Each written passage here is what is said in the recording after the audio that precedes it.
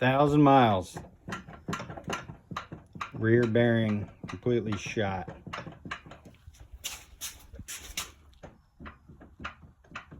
Probably got an inch of play up top. What's up, YouTube?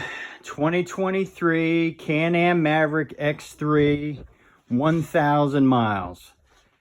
So I had a wheel bearing start to go out. It started to get a little sloppy, so I decided to replace it. And stupid me decided, well, while I got it out, I heard you're supposed to grease the inner CVs, the spline. So I decided to try to take it out. Well, I continued to frick up the CV shaft. I pulled both ends out. You can see it here. I pulled it out of there. I pulled it out of the inside. Everybody on the internet, all they do is they grab the CV, pull it, pops right out. Now, apparently not me. So I wound up screwing up the front. I was pulling it from the front. I was hammering on it a little bit. So the CV snapped out. I think I can save it. I just got to get a clamp kit. And I did the same with the inner. So now I got to figure out what I'm going to get in there. I've been trying everything. I tried the strap method. You know, people wrap a strap around there and try to bang it off, and I went up breaking one of my hammers. I tried tie rod forks. I tried a big chisel. I tried more forks. I tried pry bars and all kinds of things here, and I don't know. This ain't good. I can't get it out, and I ruined the shaft in the meantime. So on to plan B.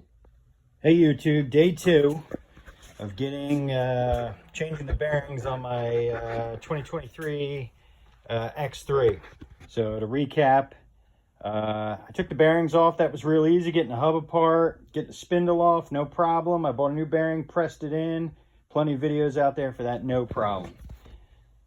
CV shaft. So showed you in the last clip that I ripped the CV shaft apart trying to pull it out.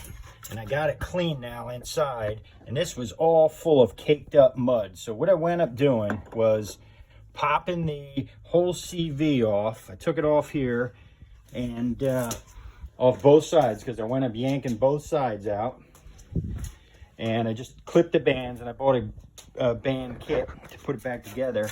And what I did was I took a big tried pry bars, and what wound up working was this 1940s old chisel. I wound up just coming in here and prying on it really hard while I was hammering it in. So I was moving it in, I was hammering it. Me and my buddy did it. We were hammering this piece in, the CV yoke here, and prying it out at the same time off of these two studs right here. So we used, again, this giant old ass 1920s chisel.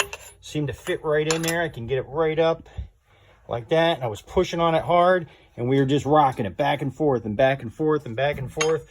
Finally, it popped loose after beating on it for a friggin' hour. So after I got it out, I don't know if you can see down in there, but it was just plugged with dry grease. And really, let me see if I can get a light in there. Really, I got it cleaned out now. So remember, when you're doing these, take a long shaft and knock the other side out. So I'm going to get all the way down in there, and what you're looking at in the end is actually the other shaft. It's hollow through there. So take a long bar and knock it out off the other side, so you don't have the same problem on the other side. So again, total nightmare. I was able to save the CV joint though. It looks like everything was fine when I pulled it apart. I bought a band kit for 20 bucks. Kind of looks like this. You got a bunch of different bands in there with a set of pliers. I'm just gonna reconnect both ends. There's my other end, and looks like everything was fine. So all those videos that they show, when people show yanking on the shaft, man, that don't work. Well, it don't work in every occasion, that's for sure. So hope this helps. We'll put it all back together and see what happens. Got the bands all put back on. Bought a band clip and pliers. These things look like that. I think it was like 20 bucks. These are kind of flimsy though. I probably should have bought a better kit. Here's the pliers. Next time I'll buy a little more robust, but we are ready to go. So we got shaft back together. I got it greased in the end. And I plugged that whole thing full of red and tacky. grease, and we're gonna put it all back together. So the second side popped out no problem because I tapped it in from the other side. And here's what it looks like. 1,000 miles. You can see all the grease and mud and crap in there, and it's pretty nasty. And that just took me forever. So the other side took me 2 days, and it's back together to get apart. I probably have 5 hours into it, maybe over 2 days. This side will probably take me an hour. But that's what the spline looks like on the X3 at 1,000 miles. Take them out early. If anybody's wondering what the difference is between the all balls tapered set and stock, here's the stocker on the right. I just pull it apart. Just roller. There's 2 balls on each side. I didn't take that side apart, but this side is a ball, has a seal, and it has a race on it. And then the all balls one is right here.